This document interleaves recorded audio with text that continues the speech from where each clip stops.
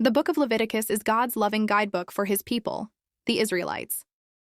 After freeing them from Egypt, God wanted to live among them and teach them how to live holy lives that were clean, kind, fair, and filled with love. Every part of Leviticus shows how God helps his people draw near to him. Parts 1 to 3, Offerings.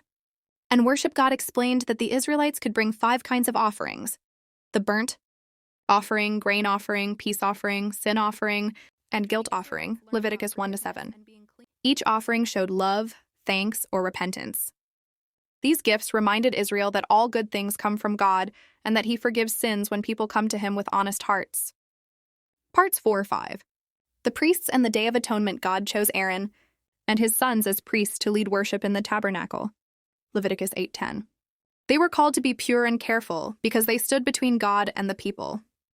The Day of Atonement became the most holy day of the year, a time when the high priest entered the most holy place and offered sacrifices for everyone's sins, Leviticus 16.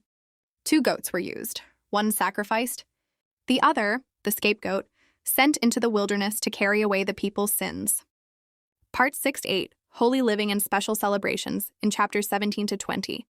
God called his people to live holy lives, to be kind, truthful, and respectful. He gave them the great command, love your neighbor as yourself, Leviticus 19:18.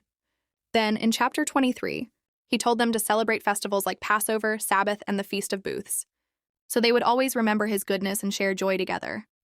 Parts 9 to 10, the lamp, the bread, and the year of Jubilee. God instructed the priests to keep the golden lamp burning, and to bake 12 loaves of bread to remind everyone of his constant presence, Leviticus 24. In chapter 25, he taught the people to rest the land every 7 years, a Sabbath year, and to celebrate the Jubilee year every 50 years, when debts were forgiven and land returned to families. It was a time for freedom, generosity, and trust in God's care. Parts 11-13, kindness, health, and purity. God told his people to help the poor and treat workers and strangers kindly, Leviticus 25:35-43.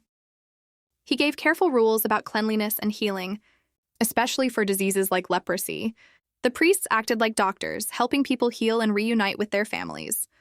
God showed that he cared for both the body and the heart, because true purity came from love and forgiveness. Parts 14 to 16, Priests, Purity, and Respect, in chapters 21 to 22. The priests learned how to live with great respect for God's holiness.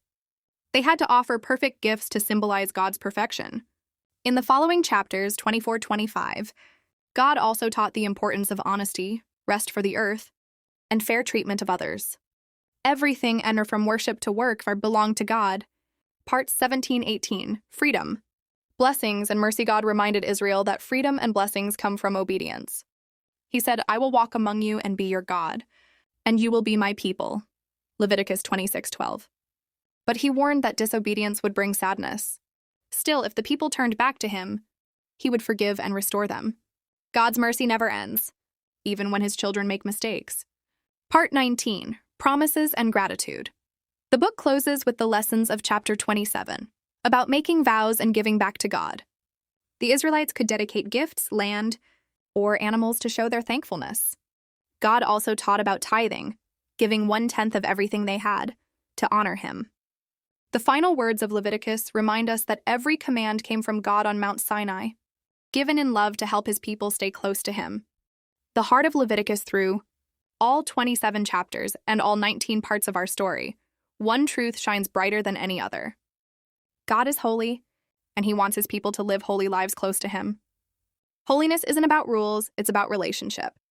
It's about loving God, caring for others, showing kindness, and trusting him completely. The story of Leviticus ends with Moses and Israel standing before God, finally free, forgiven, and ready for a new journey, walking with the Lord who lives among them.